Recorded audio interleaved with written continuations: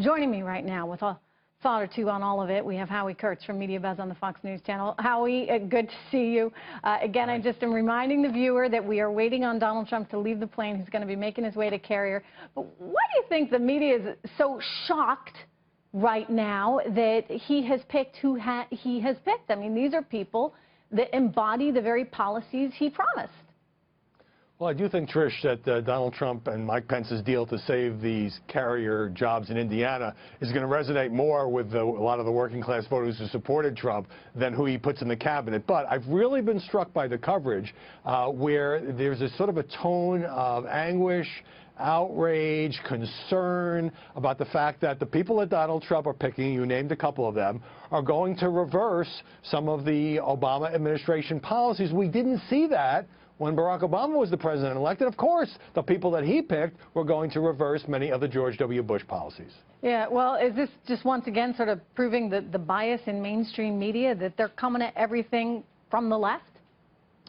Not necessarily everything, but, I mean, to take the Justice Department, for example, and Jeff Sessions, the senator who will likely be confirmed as Attorney General. And Politico ran two stories about this. He's going to overturn the civil rights enforcement, and there'll be an exodus from the Civil Rights Division of the Justice Department. Why? Because Jeff Sessions is not going to have the same approach to civil rights, or probably a lot of other law enforcement priorities, than the Obama administration. And some people, including these writers of Politico, think that's a bad thing. This is why we have elections. There's no surprise here. Of course, the president-elect is going to select people, many of them pretty rich, as it turns out, but so what, who support the priorities. And, you know, he campaigned again and again and again. Repeal and replace Obamacare. Take a different approach to urban areas, to education. And he actually would be breaking faith with his supporters. Yeah, no, he's putting in people that are doing usual beltway types and embody the exact values that he promoted on the campaign trail. And the media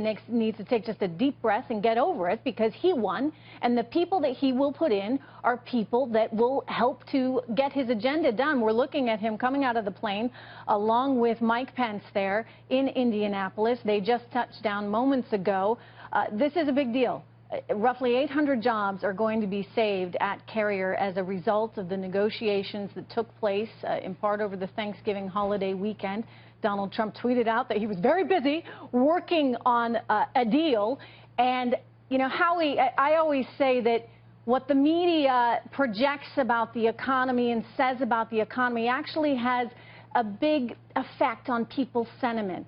And a lot of that is also what the president is saying and what the president is conveying. And here you've got Donald Trump going to work as he promised for the American people. I know he didn't save all the jobs, but he saved quite a few. And that's got to make people feel good right now. Right. I mean, I think there were legitimate questions about, was this a good deal for the taxpayers in terms of the tax breaks that Carrier will be getting. But the symbolism of this, before he even takes office, to work out a deal with the company to save these jobs, I think sends a very powerful message that, yeah, he may have a rich Treasury Secretary, the rich Commerce Secretary, but he is focusing on manufacturing jobs and other kinds of jobs for people who don't necessarily live among the coastal elites and aren't necessarily high-tech workers. He's telling them through this symbolism, and politics is often much about symbolism, that he cares about them and he's going to work for them.